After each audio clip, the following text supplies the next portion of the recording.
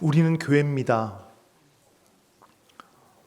우리는 교회인데 정작 우리가 교회인 것을 알지만 교회가 무엇인지 모를 때가 있습니다. 그래서 오늘부터 저는 교회에 대해서 차근차근 말씀을 전해 드리려고 합니다. 먼저는 교회의 본질에 대해서 몇 주간 말씀을 드리고, 또 교회는 어떤 곳인가에 대해서도 말씀을 이어드리겠고요. 그리고 교회에서 교회에 맡겨진 사명들, 교회로 모인 우리가 해야 될 일들에 대해서 이제 좀 더 있다가 말씀을 드리도록 하겠습니다. 예수님께서 제자들과 함께 빌립보 가이사랴 지방에 가셨습니다. 그때 예수님께서 제자들에게 물으셨습니다. 사람들이 나를 누구라 하느냐라고 물으셨어요. 그때 제자들이 사람들이 주님을 세례 요한이라고 하기도 하고요, 엘리야라고 하기도 하고요, 또 예레미야라 하기도 하고요, 또 선지자 중에 한 사람이라고 합니다라고 대답을 합니다. 그러자 이 대답을 들으신 예수님께서 제자들에게 물으십니다. 너희는 나를 누구라 하느냐? 이 말씀은 곧 얘들아, 다른 사람들은 나를 세례 요한, 엘리야, 예레미야 또는 선지자 중에 한 사람이라고 얘기하는데, 그러면 너희들에게 나는 누구냐라고 물으시는 것입니다. 예수님의 이 질문에 베드로가 대답하지요. 주는 그리스도시요 살아계신 하나님의 아들이십니다 라고 대답합니다. 이 대답을 들으신 예수님께서는 베드로를 칭찬하십니다. 그리고 이어서 베드로가 어떻게 그런 고백을 할 수 있었는지에 대해서 말씀하시는데 17절에서 이렇게 말씀하십니다. 이를 내게 알게 한 이는 혈육이 아니요 누구시라고 기록하고 있습니까? 하늘에 계신 내 아버지시니라. 베드로가 그런 고백을 할 수 있었던 것은 베드로의 지식이나 어떤 베드로의 지혜나 베드로의 이성이 아니라 성부 하나님께서 베드로를 그렇게 고백하도록 이끄셨기 때문에, 예수님이 어떤 분인지를 성부 하나님의 능력을 통해서 알게 하셨기 때문에 베드로의 입에서 주는 그리스도시요 살아계신 하나님의 아들이십니다라는 고백이 나올 수 있었다고 말씀하시는 겁니다. 또한 예수님의 이 말씀 안에는 성부 하나님께서 베드로에게 예수님이 누구신지를 알게 함과 동시에 그 예수님 앞에, 자기가 고백하는 그 예수님 앞에 베드로 자신이 어떤 존재인지를 또한 알게 하셨음을 암시하고 있는 말씀이기도 합니다. 베드로가 자기의 존재, 자기의 그 위치를 모르는데 어떻게 예수님을 주는 그리스도시요 살아계신 하나님의 아들이십니다라고 고백할 수 있겠습니까? 자기가 어떠한 존재인지를 알아야 그 고백이 가능한 거거든요. 또한 주님께서 그러한 분이심을 고백했을 때 자기가 어떠한 존재인지를 시인해야만 그런 고백이 가능한 것이거든요. 그래서 우리는 예수님과 베드로의 이 대화를 통해서 교회가 무엇인지를 우리는 알 수 있습니다. 교회가 무엇입니까? 건물입니까? 조직입니까? 교회가 무엇입니까? 이 자리에 계신 분들 가운데 교회가 건물로 생각하시는 분들은 안 계실 줄 압니다. 그렇다고 생각하실 분들은 안 계실 줄 압니다. 조직도 아니라는 것을 아실 것입니다. 그러면 교회가 무엇입니까? 진보와 보수를 지지하는 정치 집단입니까? 아닙니다.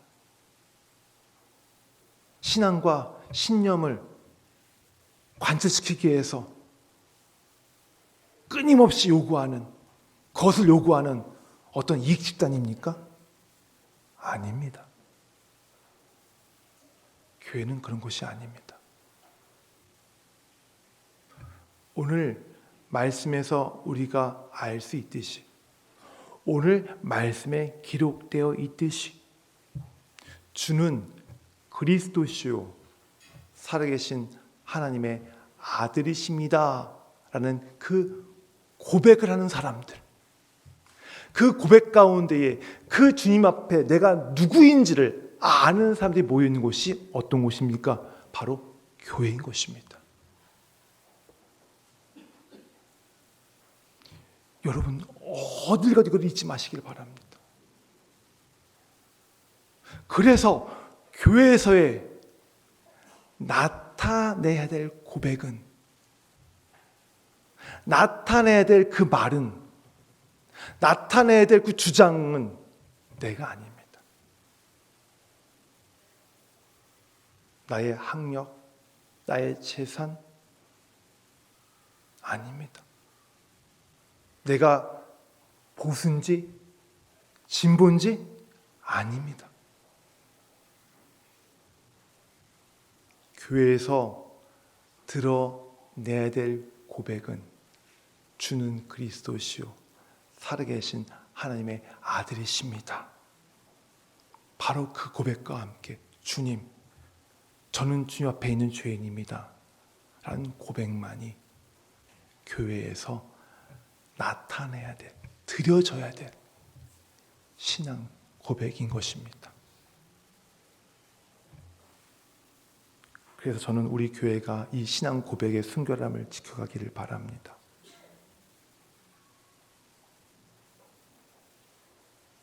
이제는 어느 누구도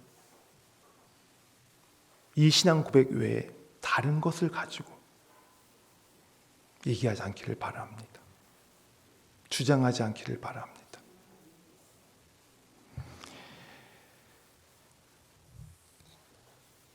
이러한 신앙 고백이 있는 교회는 그 안에 있는 우리들이 있잖아요. 우리가 그 교회로 모여 있지만 그 안에 우리들이 있잖아요. 이런 신앙 고백이 있는 교회 안에 있는 사람들에게 이 교회는 어떤 곳일까요? 어떤 곳일까요? 복을 주는 곳일까요? 편안한 곳일까요? 이러한 신앙 고백이 있는 교회 안에 있는 사람들에게 교회는 이런 곳이에요. 그 안에 있는 사람들에게 자신들의 모습을 깨닫게 해주는 곳입니다. 자기 모습을 깨닫게 해주는 곳이 바로 교회예요. 어떤 모습이요? 설교를 들을 때의 모습, 교회 일을 할 때의 모습, 또한 헌금을 드릴 때에 진짜 자기 모습을 깨닫게 하고 알게 하는 곳이 바로 교회예요. 하나님 말씀을 들을 때에 그 순종을 다짐하지만 교회 밖에와 교회 안에서의 그 말씀대로 살아가지 못하는 자기의 진짜 모습을 교회에서 발견하게 됩니다. 오해하지 말고 들으세요. 뭐 헌금 많이라는 얘기 아니에요. 11조를 비롯해서 각종 헌금 드릴 때 여러분 솔직히 말해보세요. 아깝잖아요. 아깝죠. 그러면서 아이고 내가 하나님보다 내가 돈을 더 사랑하는구나, 그 진짜 모습을 보여주는 곳이 바로 교회예요.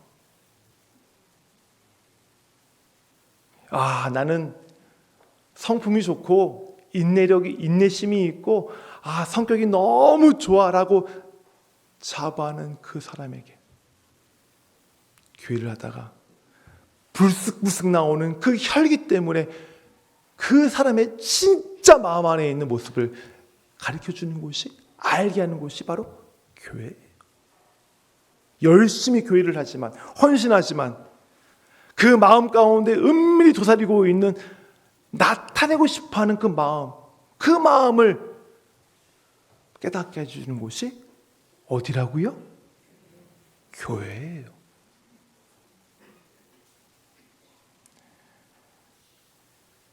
이렇게 자기의 진짜 모습을 포기하고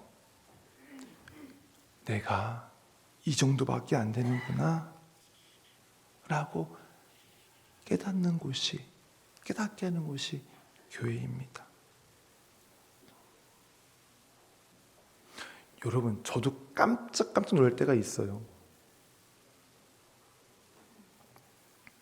나는 저 사람 같지 않아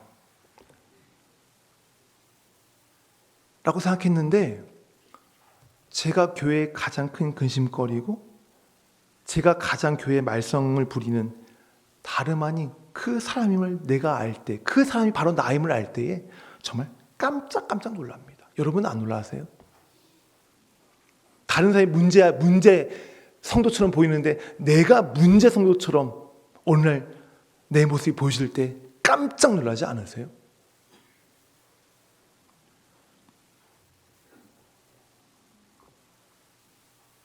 직분자든 직분자가 아니든 상관없이 수군거리고 빈정거리고 마음에 상처 주고 마음에 상처 입고 자기 생각대로 안 된다고 성내고 못마땅해 하고 토라지고 다른 사람들과 다를 바 없는 나를 발견하게 되는 곳이 바로 교회예요.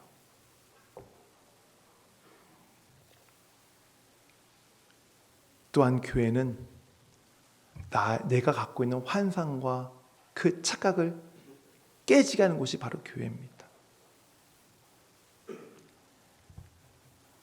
내가 죄인 중에 괴수였구나 라는 것을 깨닫게 하는 곳이 바로 교회예요. 내가 그리스도와 함께 십자가에 죽었다고 했는데 내가 펄떡펄떡 살아있구나, 그것을 깨닫게 하는 곳이 바로 교회입니다.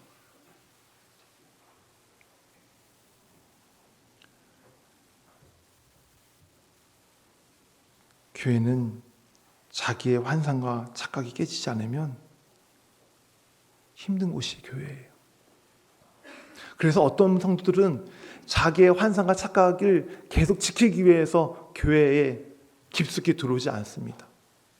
어떤 분들은 상처 입을까 봐 교회에 깊숙이 들어오지 않아요. 그런데 그렇게 하면 교회 생활이 참 편한 것처럼 신앙생활이 참 편할 것 같은데요. 반면에 그러면 신앙의 성장이 없어요. 신자는 예수님을 믿는 사람만 뜻하는 것이 아닙니다.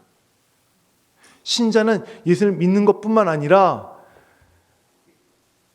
부활이요 생명이신 그 예수님을 고백하면서 그 고백하는 가운데 예전에 자기가 그 예수님보다 더 사랑했던 세상의 것들을 더 사랑했던 것들을 회개하면서 마음 아파하면서 이제는 그 모든 것들을 다 배설물 여기고 오직 예수 그리스도만 자랑할 줄 아는 사람이 바로 신자예요. 그 신자의 모습이 어떻게 만들어진지 아십니까? 바로 이러한 교회 안에서의 부딪힘과 자기 자신을 깨달을 때 그 신자의 모습이 만들어져 가는 거예요. 성장해 가는 거예요. 저는 우리 교회 성도들이 편안하게 교회 생활하기 것을 바라지 않습니다. 이전까지 그렇게 바랬어요. 성도들이 편안하게 교회 와서 예배드리고 편안하게 마음이 이렇게 하는 것이 그걸 바랬는데요. 그게 아니에요. 말씀을 보니까 그게 아니에요. 교회 와서 자기가 주께 고백한 대로 그 고백되어진 삶들을 살지 못하는 자기 자신을 보면서 애통해하고 마음 아파하고 우는 그 모습들이 있을 때에 바로 교회가 자라가게 되는 거더라고요. 성도 여러분, 교회로서 그리스도의 장성한 분량에 자라가기를 원하세요? 그렇다면 더욱더 여러분의 그 고백 가운데에 준 그리스도의 살아계신 하나님의 시민들은 그 고백하는 가운데 자기 자신을 끊임없이 돌아보시고 깨우치고 알아가시기를 바랍니다. 그럴 때에 주님께서 성장시켜 가시는 거예요. 그럼 어떤 분 이럴 거예요. 아니, 그러다가 실족하면 어떡해요? 그러다가 망하면 어떡해요? 걱정하지 마십시오. 오늘 우리 주님께서 본문에 이렇게 말씀하고 계세요. 18절이에요. 또 내가 네게 이르노니 너는 베드로라. 내가 이 반석 위에 내 교회를 세우리니 음부의 권세가 이기지 못하리라. 예수님께서 베드로의 고백, 주는 그리스도시요 살아계신 하나님의 아들이십니다는 그 고백에 내 교회를 세우시겠다고 말씀하셨어요. 그 교회가 음부에게 진다고요? 이긴다고요? 뭐라고 돼 있어요? 이긴대요. 음부의 권세가 뭘까요? 사망의 권세, 사탄의 권세가 음부의 권세예요. 주께서 세우신 교회는 결코 음부의 권세에 지지 않아요. 이길 수가 없어요. 교회 안에서 내가 교회 안에서 나를 깨닫고 나를 알아갈 때 그 부대낌 가운데 내가 실족하지 않을 걱정하지 마세요. 주께서 지키고 계시기 때문에 결코 망하지 않습니다. 그 고백하는 가운데에 내 자신을 깨달아가는 그 교회는 주께서 결코 망하지 않도록 붙잡고 지켜주시는 걸 믿으시길 바랍니다. 성경에 보면 그 교회를 다른 말로 이렇게 표현합니다. 주의 핏값으로 사신 교회. 주의 핏값으로 사신 교회. 무슨 말이에요? 그 얘기는 주께서 그 핏값으로 사신 교회이기 때문에 주께서 그 교회를 철저하게 지켜보아하신다는 거예요. 성도 여러분, 두려워하지 마십시오. 내가 교회 안에서 이런 저런 일로 인해서 마음 상하고 나 자신을 깨달아갈 때에 내가 실족하지 않을까? 두려워하지 마십시오. 오히려 교회 안에 이런 저런 문제가 있을 때 그 문제를 그들의 문제가 아닌 나의 문제로 받으시기를 바랍니다.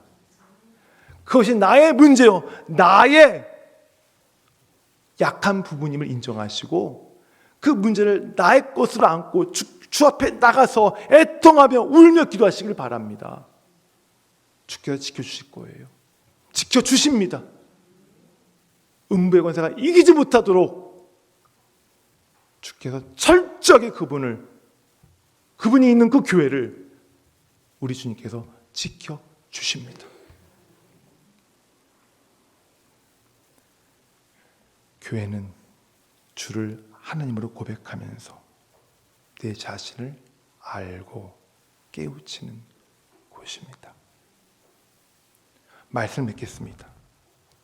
베드로가 고백했던 것처럼 우리도 주님께 대한 고백을 합니다. 그러나 많은 실수와 실패를 반복합니다. 그러나 그것 때문에 실망하거나 도망치지 마십시오. 여러분이 아무리 교회 안에서 실패하고 실수해도 여러분들을 예수님의 핏값으로 사신 하나님께서 여러분들이 그리스도의 장성한 분량으로 이르도록 성장하도록 그분이 지켜주십니다. 그러니 하나님께서 교회에서 여러분들이 있는 그 자리에서 여러분들을 훈련시켜서 성장시켜 주신 줄 믿고 서로가 먼저 주님을 항상 고백하면서 주님 안에서 주님 앞에서 여러분을 열심히 내가 누구인지 어떤 존재인지를 깨달아 알아가시기를 바랍니다. 기도드리겠습니다.